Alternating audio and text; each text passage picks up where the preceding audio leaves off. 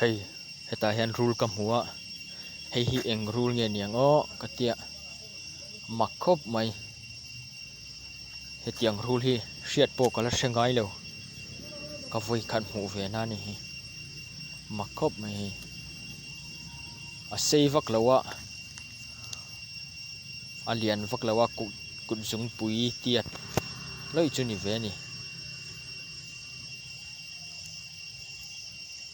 hria kan om chuanin comment lama hanin tar lang ngo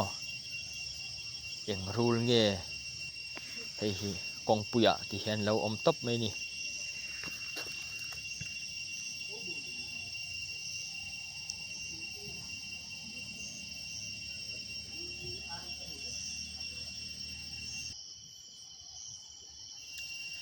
rule ni nge chuanin ka hria eng rule ber nge ani tiro chu ka hre si lowa hria kan lo om takin